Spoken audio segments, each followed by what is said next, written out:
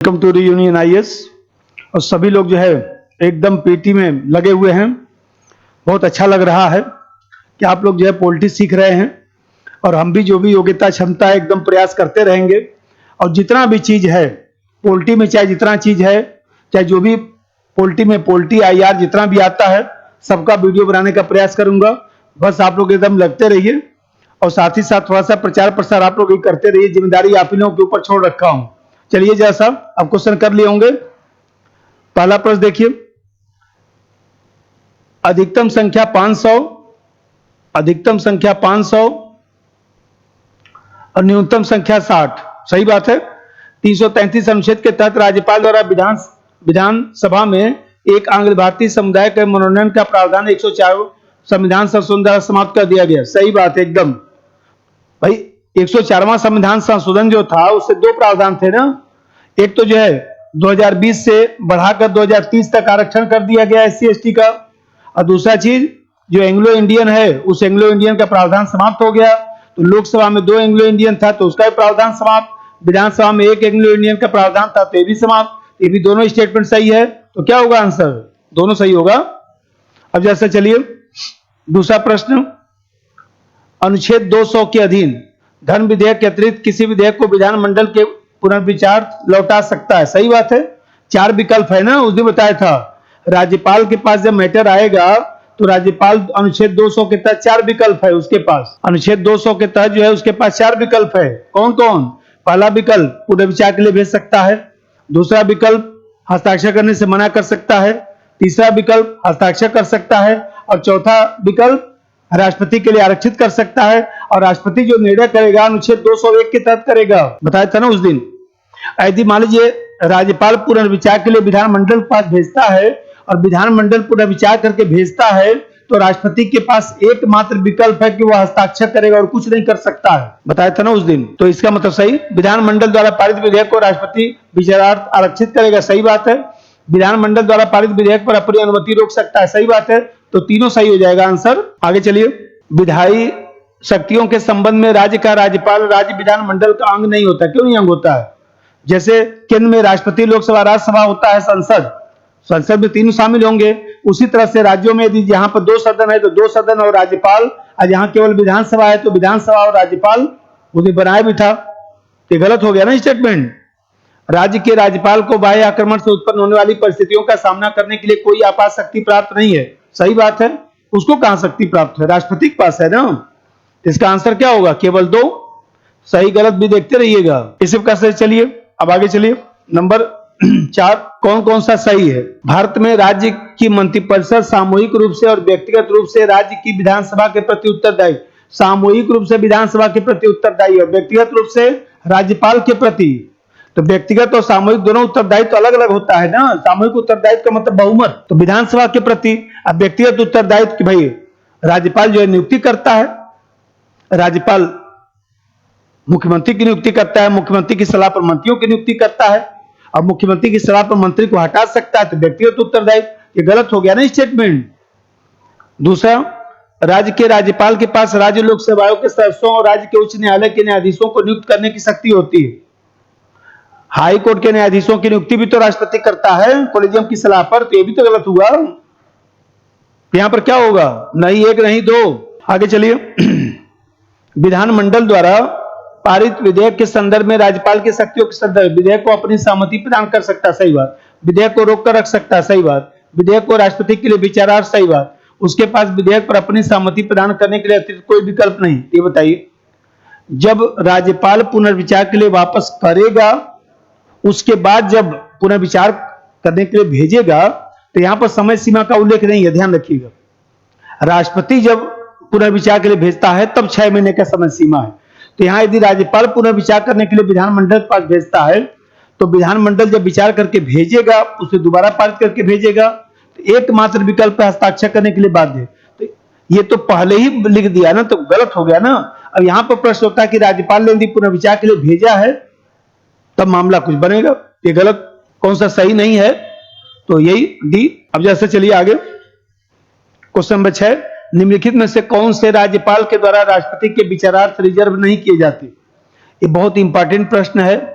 और चूंकि मैंने प्रश्न के रूप में बना दिया कि कभी आ सकता है, तो कृषि आय पर कर अधिरोपित करने वाला जो विधेयक है उसको वो जो है राष्ट्रपति के विचारार्थ रिजर्व नहीं किया जाता है सामान्य, बाकी ये सब जो है रिजर्व किया जाएगा। बहुत अच्छा प्रश्न है, इसको थोड़ा ध्यान रखिएगा, बहुत दिन से आया भी नहीं है। अब चलिए मिला लिए होंगे 155 बोलिए राज्यपाल, फिर 163 मंत्रिपरिषद की बात की गई है, फिर 167 मुख्यमंत्री के कार्य, तो मुख्यमंत्री के कार्य ये 4 नंबर हो गया। अब 169 तो 169 क्या है विधान परिषद, तो विधान परिषद हो गया ये 2 नंबर। तो इसका आंसर क्या हो गया 3142 3142 सी। आगे चलिए, राज्य विधानसभा की साथ संख्या 60 से 500 के मध्य हो सकती है, परंतु इस नियम के अपवाद स्वरूप निम्नलिखित राज्य पाए जाते हैं। राज्य पाए जाते हैं तो पांडिचेरी तो वैसे ही हटा दीजिए, केंद्र शासित प्रदेश है। अब मिजोरम भी है, अब गोवा भी है 40-40। इसका आंसर क्या हो जाएगा 2 और 3 लगाइए, कुछ लोग 1 2 3 तीनों लगाए होंगे। राज्य पूछ रहा हूं ना, तो केंद्र शासित प्रदेश क्यों उसमें ला देंगे। क्लियर हुआ। आगे चलिए 9 नंबर, ये जो उस दिन समझाया था तो बी वाला आंसर होगा ना, इसमें बताया था ना कि विशेष बहुमत से विधानसभा प्रस्ताव पारित करेगा, उसके बाद केंद्र में विधेयक बनेगा और लोकसभा राज्यसभा साधारण बहुमत से उस विधेयक को पारित करेगा। उसी को हमने इतना बड़ा सा लिख दिया है, तो बी होगा आंसर। अब जैसे चलिए 10 नंबर, तो 10 नंबर में क्या हो जाएगा 169 के तहत उस साधन ऐसे विधान परिषद नहीं है सृजन के लिए बंद कर सकते, इसके लिए एकमात्र प्रतिबंध है यह आशय का संकल्प विधानसभा की कुल संख्या के बहुमत द्वारा नहीं, विशेष बहुमत द्वारा, विशेष बहुमत द्वारा। तो ये गलत हो गया स्टेटमेंट, ये गलत हो गया ना। 171 के तहत विधान परिषद राज्य के विधान परिषद के सदस्यों की कुल संख्या उस राज्य के विधान 1/3 से अधिक नहीं होना चाहिए, सही 1/3 गुणे विधानसभा या 40 जो भी अधिक हो, दिन बताया था ना। ये तो स्टेटमेंट सही है 2 नंबर, इसका आंसर क्या होगा बी। आगे चलिए, विधानसभा चुनाव के मामले में सामान्य वर्ग के उम्मीदवार, अनुसूचित जाति अनुसूचित जनजाति के उम्मीदवारों द्वारा जमा की जाने वाली राशि, तो बताया था ना लोकसभा के लिए बताया था, बोलिए जल्दी से 25,000 25,000 सामान्य के लिए, जनरल और ओबीसी के लिए 25,000 और जो है SC ST के लिए कितना 12,500। और फिर विधानसभा के लिए बताया था उस दिन 10,000 और 5,000 और राष्ट्रपति और उपराष्ट्रपति के लिए 25,000। तो यही तो आंसर होगा सी। आगे चलिए, अब तो कुछ पॉलिटी कुछ थोड़ा बहुत क्लियर हो रहा है, जैसा आज कमेंट लिख के सब लोग भेजिए। तो अब कुछ लोग बिना सब्सक्राइब किए हुए देख रहे हैं, मैं नंबर उसमें से पता करता हूं। अरे कब से कब देख रहे हैं, सब्सक्राइब तो करिए। अब फिर आज सब लोग देखकर वीडियो कमेंट लिख के अपना भेजिएगा। देखिए आप लोग एक चीज ध्यान रखिए, मैं बोला हूं कि मैं 10% ही पॉलिटी जानता हूं, अभी हमको 90% उसमें सीखना है। यदि आप लोग मान लीजिए हमारी आलोचना करेंगे तब भी कोई दिक्कत मत समझिए, लेकिन कुछ आलोचना लिख के भेजेंगे तब तो सुधार करो। बैठ के सड़क पर बात कर रहे होंगे, कह रहे त्रिपाठी सर तो ऐसे ही इधर उधर कर रहे हैं, कुछ हमको भी तो लिख के भेज दीजिए।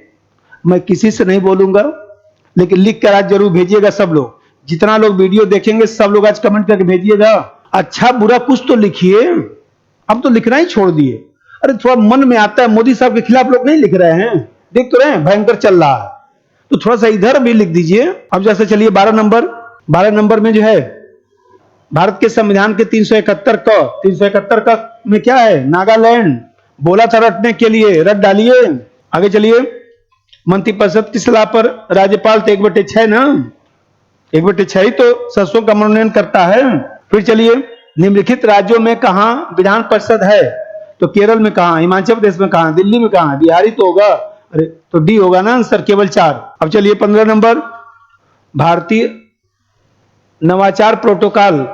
अब देखिए प्रोटोकॉल वाला आप लोगों के जो है जो इंडिया रखे होंगे उस इंडिया में जो है प्रोटोकॉल वाला लिखा है, तो जो इंडिया रखे होंगे कहीं धूल उल देख रहा होगा, आज निकाल कर उस प्रोटोकॉल को ऊपर से 8 नंबर लिख डालिए, बहुत दिन से आया नहीं है। तो नंबर 1 पर कौन है, राष्ट्रपति। नंबर 2 पर कौन है, उपराष्ट्रपति। नंबर 3 पर प्रधानमंत्री। नंबर 4 पर राज्यों के राज्यपाल, अपने अपने राज्य में जो राज्यपाल है नंबर 4 पर रखा गया है। नंबर 5 पर जो है भूतपूर्व राष्ट्रपति रखा गया है। और नंबर 5 में ही जो है उप प्रधानमंत्री को ही रखा गया है। और नंबर 6 में जो है भारत के प्रधान न्यायाधीश और लोकसभा अध्यक्ष को रखा गया है। और 7 नंबर में जो है केंद्र के सभी कैबिनेट मंत्री को रखा गया है, राज्य के मुख्यमंत्री को रखा गया है, और जो नीति आयोग है उस नीति आयोग के उपाध्यक्ष को रखा गया है, पूर्व प्रधानमंत्रियों को रखा गया है, राज्यसभा और लोकसभा में विपक्ष के नेता को रखा गया है। और 7 में ही जो है 7 का जोड़कर जो है भारत रत्न से अलंकृत जो व्यक्ति होता है उसको 7 में ही रखा गया है, 7 का लिखकर। और 8 नंबर में जो है भारत में मान्यता प्राप्त जो है अन्य देशों के जो राजदूत हैं या हाई कमिश्नर हैं, तो जो हम लोग के यहाँ जैसे अंग्रेजों के जो गुलाम रहे हैं, जहां उपनिवेश चलता था वहां हाई कमिश्नर बोला जाता है। और जो सामान्य राज्य हैं जो अंग्रेजों के गुलाम नहीं रहे वहां पर उसको हम लोग एम्बेसडर बोलते हैं। तो एम्बेसडर को, और जो है राज्यों के मुख्यमंत्री अपने राज्य के बाहर जब जाते हैं तब वो 8 नंबर में आएंगे। राज्यों के राज्यपाल जब अपने राज्य से बाहर जाते हैं तब वो 8 नंबर में आएंगे, और अपने राज्य में रहेंगे तब 4 नंबर पर। ये 8 ऊपर से 8 याद कर डालिएगा। और उसके बाद 9 नंबर में जो है सुप्रीम कोर्ट के न्यायाधीशों को रखा गया है, मुख्य निर्वाचन आयुक्त को रखा गया है, संघ लोक सेवा आयोग के अध्यक्ष को रखा गया है, और कैग को रखा गया है। कम से कम 1 से लेकर 9 तक जो है याद कर डालिएगा। इंडिया में लिस्ट बना हुआ है 3 पेज में, 3 पेज नहीं केवल 1 ही पेज लिख डालिएगा। तो अभी बोला हूं उप प्रधानमंत्री, तो वो बताइए अच्छा कौन सबसे पहले होता है? तो उप प्रधानमंत्री तो नीचे होगा ना, ये तो 5 नंबर पे हुआ, 5 क में इसका उल्लेख है। भूतपूर्व राष्ट्रपति, फिर बताइए भूतपूर्व राष्ट्रपति भी 5 में उल्लेख है। अपने राज्य के राज्यपाल 4 नंबर में उल्लेख है। लोकसभा अध्यक्ष, तो लोकसभा अध्यक्ष जो है 6 नंबर में उल्लेख है। तो सबसे पहले क्या आएगा? 4 नंबर, यही सी लगाइए। बहुत इंपॉर्टेंट प्रश्न है, बहुत दिन से नहीं आया है, इसीलिए याद आया तो प्रश्न दे दिया। तो यूनियन टेरिटरी के बारे में आज पढ़ते हैं। संघ शासित क्षेत्र, संघ शासित क्षेत्र या प्रदेश एक ही बात है। तो देखिए संघ शासित क्षेत्र का जो कंसेप्ट है, जिसमें आप लोग को बार बार पढ़ाया था कि 1956 से पहले राज्यों की 4 श्रेणियां थी, ए, बी, सी और डी। आप जानते हैं कि राज्यों की जो 4 श्रेणियां थी 1956 से पहले, तो 1956 में जो है वो देखा जाए तो जो 7वां संविधान संशोधन किया गया था, 7वां संशोधन द्वारा जो है 7वां संशोधन द्वारा राज्यों की श्रेणियों को समाप्त कर दिया गया। और राज्यों की श्रेणियों को समाप्त कर दिया गया और उसकी जगह पर केवल 2 श्रेणियां बनाई गई, एक राज्य बनाया गया और दूसरा यूनियन टेरिटरी बनाया गया, संघ शासित क्षेत्र बनाया गया, संघ शासित क्षेत्र बनाया गया। इसका मतलब कि संघ शासित क्षेत्र का जो कंसेप्ट है वो 1956 में आता है। तो आप जानते हैं कि हम लोग के यहाँ जो है जो संघ शासित क्षेत्र है वो 1956 से दिखाई देता है। जब 1956 में 14 राज्य और 6 केंद्र शासित प्रदेश बनाने की बात की गई थी, वहीं से इस अवधारणा का विकास होता है। अब यहां पर एक प्रश्न उठता है कि जो संघ शासित क्षेत्र है, तो वास्तव में हमारे यहां जो है जो संघ शासित क्षेत्र है उसका मतलब क्या होता है? तो देखिए संघ शासित क्षेत्र का मतलब होता है कि भारत की मुख्य भूमि से कोई क्षेत्र दूर है, सामरिक महत्व रखता है, या इसी प्रकार से कुछ विवादित क्षेत्र के रूप में है, तो ऐसे क्षेत्रों को हम लोग संघ शासित क्षेत्र बोलते हैं। और आप जानते हैं कि वर्तमान में जो है हमारे यहाँ वर्तमान में 8 संघ शासित क्षेत्र हैं, यूनियन टेरिटरी हैं। अरे भाई जम्मू कश्मीर पहले राज्य था ना, तो जम्मू कश्मीर को जम्मू कश्मीर और लद्दाख 2 यूनियन टेरिटरी में बांट दिया गया। भाई पहले 7 यूनियन टेरिटरी थे, अब मान लीजिए 2 यूनियन टेरिटरी और बन गए। और आपको ध्यान होगा कि आप लोग पढ़ते हैं कि जो हम लोग के यहाँ दमन दीव था, उस दमन दीव को जो है दादर नगर हवेली में मिला दिया गया।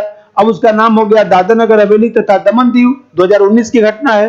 अब एक माइनस कर दीजिए तो 7, 2, 9, एक घट गया तो कितना हो गया? 8। तो यहां पर एक चीज ध्यान रखना है कि जो हम लोग के यहाँ संघ शासित क्षेत्र है, पहले मैं अंतर करवाता हूं जिससे वो कंसेप्ट ही क्लियर हो जाए, उसके बाद इसको बताता हूं। देखिए जैसे हम लोग के यहाँ राज्य है और यूनियन टेरिटरी है, तो जैसा समझिए राज्य और यूनियन टेरिटरी में क्या डिफरेंस है। देखिए संघीय व्यवस्था के आधार पर राज्य का गठन होता है। तो जब संघीय व्यवस्था के आधार पर राज्यों का गठन होगा तो स्वाभाविक सी बात है कि राज्य को अलग से अधिकार दिया जाता है। राज्य को जो है, जिसे हम लोग क्या, केंद्र सूची, राज्य सूची और समर्थित सूची, तो राज्य सूची पर भी वो कानून बना सकता है, समर्थित सूची पर भी बना सकता है। और दूसरी बात है कि समर्थित सूची पर भी केंद्र का कानून जो है प्रभावी होता है। आगे मैं पढ़ाऊंगा। तो आप देख रहे हैं कि पहला चीज तो यह है कि संघीय व्यवस्था के आधार पर राज्य का गठन होता है, जिसमें राज्यों को अलग से जो है स्वायत्त अधिकार दिया जाता है, कानून बनाने का अधिकार, तमाम चीजें। और जो संघ शासित क्षेत्र होता है वो एकात्मक व्यवस्था का लक्षण है। अभी मैं बताया कि भाई नाम से ही स्पष्ट है, केंद्र शासित प्रदेश, संघ शासित प्रदेश, इसका मतलब जो केंद्र द्वारा सीधे शासित होता है, जो केंद्र के नियंत्रण में होता है, उसको हम लोग जो है संघ शासित क्षेत्र कहते हैं। दूसरा बात देखिए, अभी मैं बताया कि राज्य सूची और समर्थित सूची पर कानून बनाने का अधिकार होता है, लेकिन आप देखते हैं कि संघ शासित क्षेत्र में ऐसा नहीं। भाई पांडिचेरी में, जैसे मान लीजिए पांडिचेरी में देखते हैं कि राज्य सूची, समर्थित सूची पर कानून बनाने का अधिकार है, लेकिन दिल्ली में यदि कहा जाए कि दिल्ली में जो है कानून बनाने की शक्ति, तो आप देखते हैं कि जैसे राज्य सूची, आप लोग आगे भी मैं पढ़ाता हूं, राज्य सूची में विषय नंबर 1 है, विषय नंबर 2 है, विषय नंबर 18 है। इस पर जो है संविधान में ही लिख दिया गया कि दिल्ली सरकार कानून नहीं बना सकती है। विषय नंबर 1 का मतलब लोक व्यवस्था, विषय नंबर 2 का मतलब पुलिस, और विषय नंबर 18 का मतलब भूमि से संबंधित। आप देखते हैं कि दिल्ली सरकार को उस पर अधिकार नहीं है। तो आप देख रहे हैं कि यूनियन टेरिटरी को जो है सभी विषयों पर कानून बनाने का अधिकार नहीं दिया गया है। और तीसरा बात समझिए, भाई राज्य कार्यपालिका का प्रमुख यहां पर कौन होता है? राज्यपाल होता है, और राज्य का संवैधानिक प्रमुख भी है। और दूसरी बात है कि दोहरी पद की भूमिका है, लेकिन राज्य का संवैधानिक प्रमुख कौन बनेगा? राज्यपाल। और यहां पर देखते हैं कि यूनियन टेरिटरी में जो है, यूनियन टेरिटरी में वह कार्यपालिका का जो है स्वायत्त प्रधान नहीं है, बल्कि राष्ट्रपति के प्रतिनिधि के रूप में ज्यादा कार्य करता है, राष्ट्रपति के एजेंट के रूप में वो ज्यादा भूमिका निभाता है। ये भी तो डिफरेंस हो गया। और चौथा डिफरेंस ये भी है कि राज्यों में प्रशासनिक व्यवस्था में समरूपता है। भाई सभी राज्यों को एक समान अधिकार दिया गया है सामान्यतः, लेकिन आप देखते हैं कि अभी मैं समझा रहा था कि प्रशासनिक व्यवस्था में यूनियन टेरिटरी में समरूपता नहीं है, क्योंकि अलग अलग अधिकार दिया गया है। जैसे मैं बताया कि दिल्ली है, तो दिल्ली है तो आप देखते हैं कि दिल्ली को ज्यादा अधिकार प्राप्त नहीं है, पांडिचेरी को ज्यादा अधिकार प्राप्त है। ये तो कंसेप्ट क्लियर करा दिया। अब यहां पर एक चीज हम लोग को समझना है कि जो यूनियन टेरिटरी होता है, तो आप जानते हैं कि यूनियन टेरिटरी का जो प्रशासन है हमारे यहां, जो संघ शासित क्षेत्र है, किस भाग में है? अब क्वेश्चन पूछूंगा तभी मानेंगे ना। भाग 8 और अनुच्छेद 239 से लेकर 241 तक इसमें प्रावधान दिया गया है। तो संघ शासित क्षेत्रों के बारे में जो है भाग 8 में उल्लेख है। अब जरा से यहां पर समझिए, तो अनुच्छेद 239 239 के तहत जो है, अनुच्छेद जो है 239 के तहत यूनियन टेरिटरी का जो प्रशासन है वो सीधे केंद्र सरकार मतलब राष्ट्रपति द्वारा किया जाता है, और राष्ट्रपति अपने द्वारा नियुक्त प्रशासक के माध्यम से करता है। अब जरा से यहां ध्यान रखिए, प्रशासक का जो पदनाम है वो पदनाम जो है राष्ट्रपति निर्धारित करता है। देखते हैं कहीं मुख्य आयुक्त कहा जाता है, कहीं प्रशासक कहा जाता है, कहीं उपराज्यपाल कहा जाता है।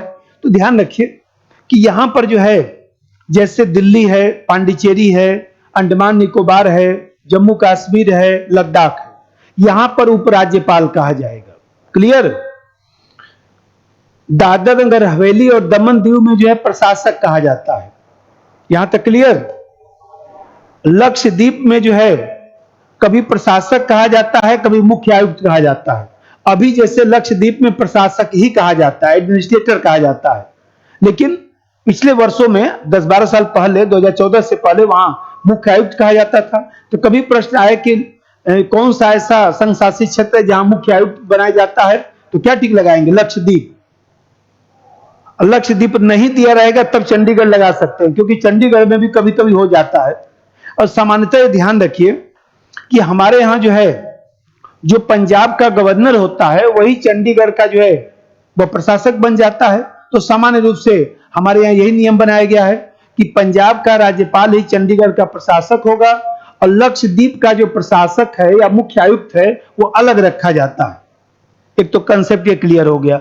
अब यहां पर थोड़ा सा समझिए, मैं बताया कि वर्तमान में 8 यूनियन टेरिटरी हैं। 8 यूनियन टेरिटरी हैं तो उसका नाम मैं आप लोगों को पहले दूसरा जब क्लास पढ़ाया था, भाग 1, जब भाग 1 पढ़ाया था तो उसमें नाम लिखवाया था, लेकिन दोबारा फिर बोल देता हूं। यहां पर ध्यान रखिए कि 10वां संविधान संशोधन 1962 द्वारा जो है अंडमान निकोबार बनाया गया। 10वां संविधान संशोधन 1962 द्वारा जो है अंडमान निकोबार बनाया गया, लक्षद्वीप बनाया गया, दादर नगर हवेली बनाया गया, दादर नगर हवेली बनाया गया। फिर 12वां संविधान संशोधन 1962 द्वारा ही जो है दमन दीव बनाया गया। अब फिर आप देखते हैं कि 14वां संविधान संशोधन 1962 द्वारा जो है क्या बनाया गया, बोलिए? पांडिचेरी, पांडिचेरी बनाया गया। फिर इसके बाद पंजाब जो पुनर्गठन हुआ, पंजाब पुनर्गठन हुआ कब? 1966 में, 1966। उसके माध्यम से चंडीगढ़ बनाया गया, चंडीगढ़ बनाया गया।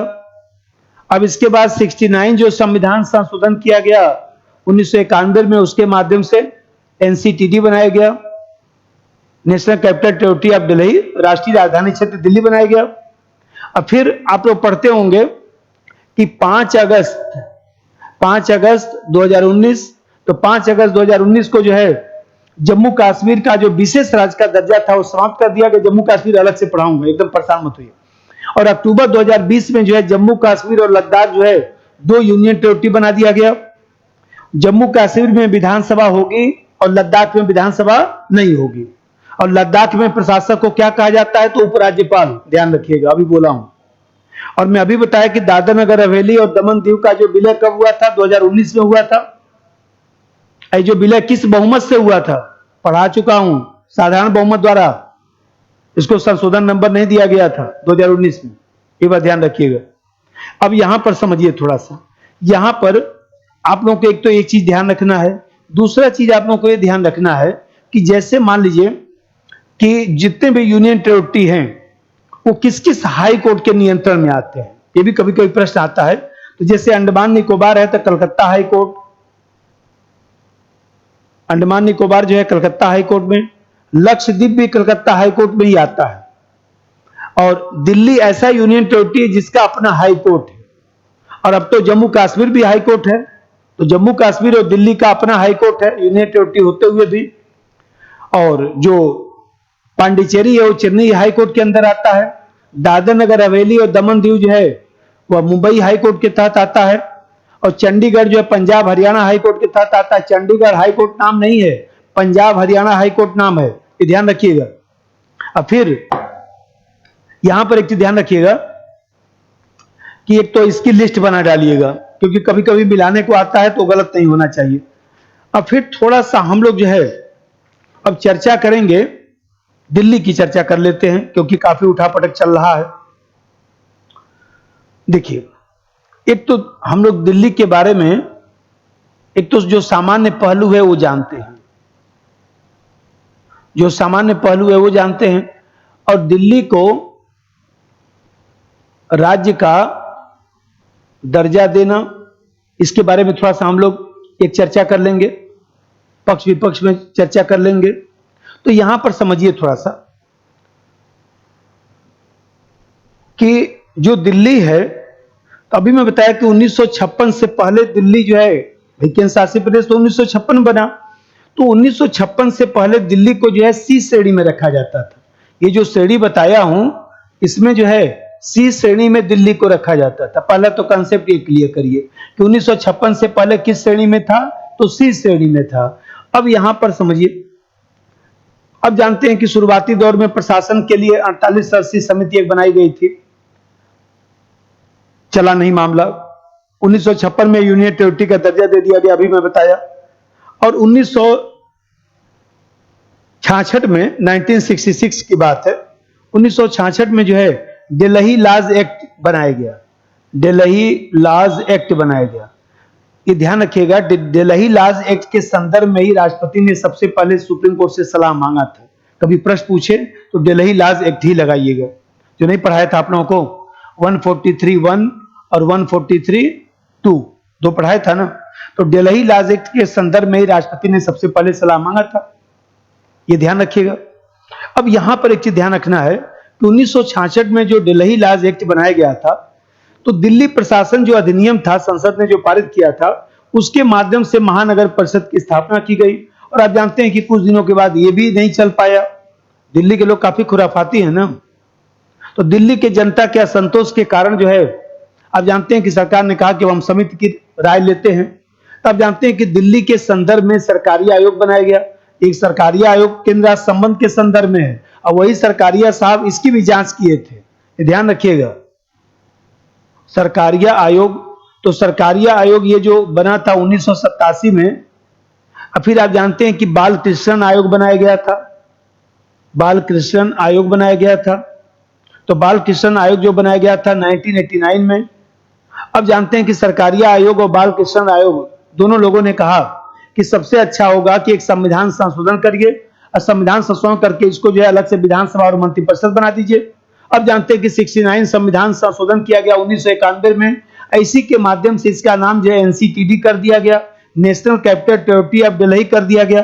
देखिए, ये जो एनसीटीडी है, तो इसमें छोटे छोटे सब जिले हैं, जैसे एक जिला बाहरी दिल्ली है, एक नई दिल्ली है, एक पुरानी दिल्ली है, एक जो है दक्षिणी दिल्ली है, एक उत्तरी दिल्ली है, इस तरह से जिले हैं बहुत सारे। इसी में से एक जिला नई दिल्ली है। तो ये नई दिल्ली हमारी राजधानी है, पूरा दिल्ली राजधानी नहीं है, मुखर्जी नगर राजधानी नहीं है, या बाहरी दिल्ली राजधानी नहीं है।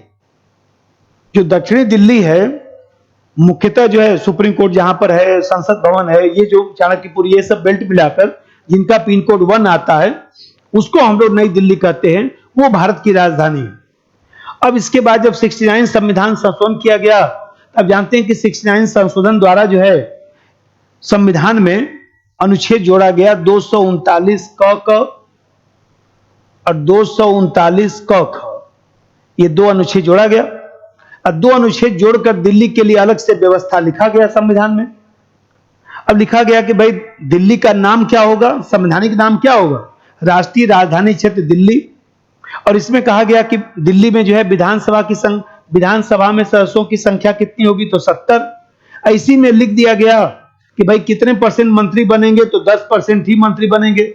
10% का मतलब 7। इसका मतलब कि मुख्यमंत्री प्लस मंत्री मिलाकर कितने होंगे, तो अधिकतम 7 हो सकते हैं।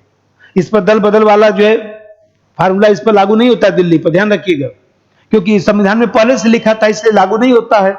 क्योंकि 15% दल बदल में क्या पढ़ाया था, 15% गुणे निचला सदन या 12, जो भी अधिक हो, जो भी अधिक हो, यही तो पढ़ाया था। तो ये वाला फार्मूला यहां पर लागू नहीं होगा दिल्ली वाले में, ध्यान रखिएगा। दिल्ली में पूछेगा तो मुख्यमंत्री सहित मंत्रियों की संख्या कितनी होगी, तो 7 होगी।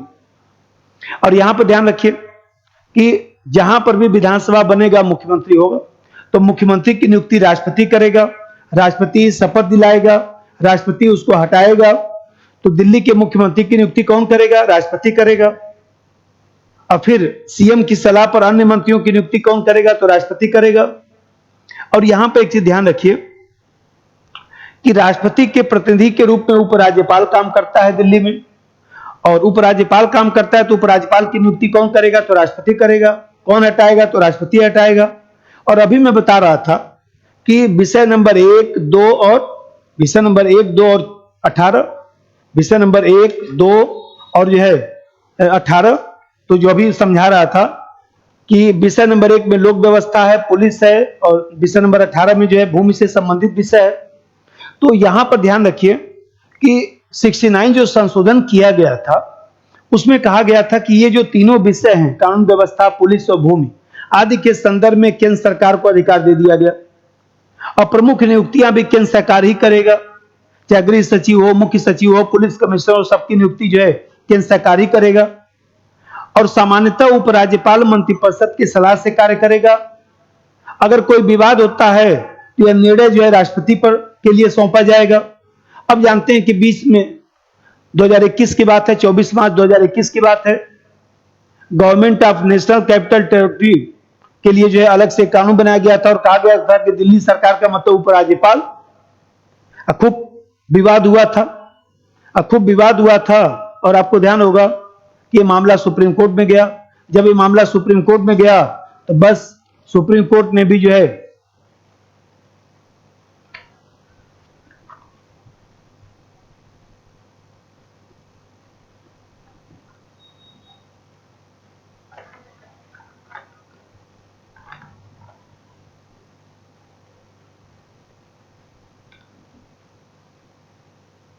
तो सुप्रीम कोर्ट ने क्या किया, सुप्रीम कोर्ट ने उस समय कह दिया कि भाई 1, 2 और 18 जो लिखा गया है उसको छोड़कर जो बाकी विषय वस्तु है सब जो चुनी गई मंत्रिपरिषद है, जो सरकार है, उसकी सलाह पर उपराज्यपाल काम करेगा। बस यहीं से विवाद शुरू हो गया। और यहां से जब विवाद शुरू हुआ तो आपको ध्यान ही होगा क्या होगा। अब ये मामला जो है विवाद शुरू हुआ और इस तरह से केंद्र सरकार ने एक अध्यादेश ला दिया। अब केंद्र सरकार ने अध्यादेश ला दिया और जानते हैं कि राज्य सूची में, जो राज्य सूची है उस राज्य सूची में विषय नंबर 41, तो विषय नंबर 41 में क्या लिखा गया है, राज्य लोक सेवा तथा राज्य लोक सेवा आयोग, ये बात लिखा गया है। अब इसी के आधार पर सर्विस एक विधेयक लाया गया और सर्विस विधेयक लाकर कहा गया कि 41 जो है उसके तहत केंद्र सरकार को अधिकार रहेगा। इसका मतलब कि लोक व्यवस्था, पुलिस और भूमि ये तो केंद्र सरकार के पास था ही, दिल्ली सरकार से संबंधित जो सेवाएं हैं वो भी केंद्र सरकार के पास रहेगा। अब जानते हैं कि एक तो ये चीज कर दिया गया और उसी में एक आयोग बना दिया गया जिस आयोग का नाम जो है national capital civil service authority रखा गया। National capital civil service authority रखा गया और जानते हैं कि इसमें कहा गया कि यही जो प्राधिकरण है national capital civil service authority, तो यही जो प्राधिकरण है इसको हिंदी बोलेंगे राष्ट्रीय राजधानी सिविल सेवा प्राधिकरण। तो राष्ट्रीय राजधानी सिविल सेवा जो प्राधिकरण है यही पोस्टिंग करेगा, स्थानांतरण करेगा, सतर्कता और अन्य संबंधित मामलों की देखरेख यही करेगा और इसी की सलाह पर उपराज्यपाल काम करेगा। अब ये जो बनाया गया है प्राधिकरण, इसमें कौन कौन होगा, इसमें मुख्यमंत्री होगा, जो अध्यादेश में लिखा गया तो उसी को तो कानून पारित कर दिया गया, अभी नहीं किया गया था, अभी सत्र चल रहा था। तो भाई कोई भी अध्यादेश होगा तो अध्यादेश जो है अगला जब बैठक जब शुरू होगा तो उस बैठक शुरू होने के 6 सप्ताह के भीतर पारित होना चाहिए। तो आप जानते हैं कि 5वें सप्ताह में रख के सरकार ने उसको पारित कर दिया, लास्ट सप्ताह ही था उसमें पारित कर दिया। अब इसमें जो बनाया गया उसका मुख्यमंत्री ये जो है अध्यक्ष होगा। अब फिर आप जानते हैं कि इसमें 2 सदस्य और होंगे, एक तो दिल्ली सरकार का मुख्य सचिव होगा, थोड़ा ध्यान रखिएगा करंट का भी है आ सकता है, और एक जो है गृह विभाग का प्रधान सचिव होगा, प्रिंसिपल सेक्रेटरी होगा, प्रधान सचिव होगा। ये 3 सदस्यीय एक संस्था बनाई गई। इन दोनों की नियुक्ति कौन करेगा, तो केंद्र सरकार करेगा और मुख्यमंत्री अध्यक्ष होंगे। निर्णय कैसे होगा, तो बहुमत से होगा, जो केजरीवाल साहब यही सब कह रहे हैं ना कि अरे भाई केंद्र सरकार के 2 प्रतिनिधि है तो हमारा कहना कौन सुनेगा। और इस तरह से उसमें लिख दिया गया कि बहुमत के आधार पर निर्णय होगा और यही जो सिफारिश करेगा इसी सिफारिश के आधार पर लेफ्टिनेंट गवर्नर उपराज्यपाल जो है कार्य करेगा। और इस तरह से देखा जाए तो दिल्ली सरकार की शक्ति खत्म हो गई। क्लियर। अब देखा जाए तो दिल्ली सरकार की स्थिति और ज्यादा कमजोर हो गई। अब दिल्ली सरकार मान लीजिए बिजली पर, पानी पर, सेल टैक्स पर थोड़ा बहुत कानून बना सकती है, वो भी उपराज्यपाल का मन करे तो कानून बनाने से रोक भी सकता है। अब फिर यहां पर जितना भी पोस्टिंग होगा, जितना भी मान लीजिए ट्रांसफर होगा, चाहे सतर्कता होगा, अन्य जो मामले हैं वो जो है अब देखा जाए तो इसी समिति के हवाले कर दिया गया। इस समिति में केंद्र सरकार के प्रतिनिधि 2 हैं और एक मुख्यमंत्री साहब तो अकेले क्या कर लेंगे, तो 2 लोग जो कहेंगे वही माना जाएगा। और इस तरह से जो है केजरीवाल साहब का अधिकार जो है सीमित हो गया। लेकिन इसको मेंस में भी मैं पढ़ाया हूं और मेंस में भी जो लोग पढ़ रहे हैं उनको मैं पढ़ा ही रहा हूं कि भाई ये जो दिल्ली जो सरकार है, ये जो अध्यादेश लाया गया है तो कहीं ना कहीं जो है उसकी क्या क्या समस्या, इस बार मेंस में आ भी सकता है क्वेश्चन इसका, इस बार इसका क्वेश्चन आ सकता है कि भाई अध्यादेश बहुत अधिक उपयोग हो रहा है जो ठीक नहीं है। अरे भाई अध्यादेश का प्रयोग विपरीत परिस्थिति में होना चाहिए ना, और जो सेपरेशन ऑफ पावर उस सिद्धांत से भी मेल नहीं खाता है। और फिर सबसे बड़ी बात है कि अध्यादेश एक आपातकालीन स्थिति की व्यवस्था है। मान लिया अध्यादेश जारी हुआ तो कौन सी जवाबदेही है, कोई चर्चा भी नहीं हुआ, इससे केंद्र संबंध भी प्रभावित होता है। तो मेंस में इसकी समस्या को मैं लिखवाया हूं, यहां पर चर्चा नहीं। अब देखते हैं किस तरह से हम लोगों के यहां जो है वह दिल्ली सरकार की शक्ति जो है सीमित हो गई। अब आपको मैं बताया कि हम लोग को इसमें जो है बहुत ज्यादा तो नहीं पढ़ना है, केवल दिल्ली सरकार का चूंकि चर्चा चल रहा था इसलिए मैं थोड़ा सा इस पर बोल दिया। यहां पर आपको जो है दिल्ली के बारे में और भी यदि पढ़ना होगा तो मैं नोट्स पे लिखा हूं। अब आप लोगों को जो टेलीग्राम है उस पर सब वीडियो एक साथ ही भेजा गया है, जिससे किसी को कोई वीडियो न मिले तो वहां से जाकर देख लीजिए। अब पूरा पेपर का सेट भी अभी तक जितना हुआ है वो भी टेलीग्राम पे एक साथ भेजा गया है, जिससे आप लोग आसानी से टेस्ट नंबर ढूंढ लीजिए। मैं बताया था कि वीडियो नंबर एक आगे चलेगा, टेस्ट एक पीछे चलता है, बस इतना ही ध्यान रखना है। और हम लोग जो है अब इसके बाद केंद्र संबंध पर चर्चा करेंगे। आप जानते हैं कि भाई मैं कहूं एक चीज ध्यान रखिएगा, यहां पर एक 14वां संविधान संशोधन थोड़ा सा ध्यान रखिएगा, कभी आ सकता है। 14वां संशोधन 1962, तो 14वां संशोधन 1962 जो है 239 से ही संबंधित है। तो अनुच्छेद 239 जो है अब जानते हैं कि उसी के तहत जो है 14वां एक संविधान संशोधन किया गया था, और इसमें 14वां संविधान संशोधन करके इसी में एक अलग से अनुच्छेद 239 क जोड़ा गया। और 239 क जोड़कर कहा गया कि संसद को शक्ति दिया गया कि संसद किसी भी यूनियन टेरिटरी के लिए जो है विधानसभा और मंत्रिपरिषद का गठन कर सकती है। और इसी प्रावधान के तहत 1963 में पांडिचेरी में विधानसभा और मंत्रिपरिषद का गठन किया गया। और बाद में मैं बताया कि 69 जो संशोधन हुआ, भाई जैसे पांडिचेरी है तो पांडिचेरी में जो है 1963 में गठन किया गया, और अभी बताया हूं कि दिल्ली में जो है 69 संविधान संशोधन हुआ और उसके माध्यम से जो है विधानसभा और मंत्रिपरिषद का गठन किया गया। एक तो इसको ध्यान रखिएगा। अब पांडिचेरी के विधानसभा के सदस्यों की संख्या कितनी मत रटिएगा, एग्जाम में जब तक आप लोग एक दो बार फेल नहीं होते तब तक नहीं सुधरते हैं। बोला था ना, कह रहे कुछ ठोकर लग जाए जाके एक दो परीक्षा ही दे लीजिए, कोई पीसीएस का ही दे डालिए, बीपीएससी चले जाइए, कहीं चले जाइए, एक दो बार फेल हो जाएंगे तो आपको समझ में आ जाएगा क्यों बोल रहा हूं रटने के लिए। पांडिचेरी में विधानसभा के सदस्यों की संख्या कितनी? 30, ध्यान रखिएगा। अब पांडिचेरी के मुख्यमंत्री की नियुक्ति कौन करेगा? राष्ट्रपति। उपराज्यपाल मत लगा दीजिएगा, हमको लाके दिखाइएगा मत कि उपराज्यपाल शपथ दिला रहा है। उपराज्यपाल शपथ दिलाने से पहले कहता है कि राष्ट्रपति महोदय से हमें आदेश प्राप्त हुआ है कि हम जो है पांडिचेरी के मुख्यमंत्री को शपथ दिलाएं, तो दिला तो रहा है राष्ट्रपति। तो ये जो है इसको यहीं पर समाप्त करते हैं, फिर अगला वीडियो फिर जो हम लोग केंद्र संबंध के लिए मिलते हैं। चलिए एकदम लगे रहिए आप लोग, जो भी योग्यता क्षमता है मैं भी लगता हूं। आज सब लोग जितना लोग देखेगा सब लोग कमेंट लिख के भेजिएगा, और जो लोग सब्सक्राइब नहीं किया है सब्सक्राइब करिए और इसको फैलाइए वीडियो को। आप लोगों का भी तो कुछ कर्तव्य है, मैं अपना कर्तव्य पूरा करूंगा। बोल दिया हूं 100 वीडियो बनाकर ही रहूंगा, और टेस्ट भी 100 लूंगा, लेकिन आप लोग भी थोड़ा सा इसका प्रचार प्रसार करिए। ठीक है, धन्यवाद।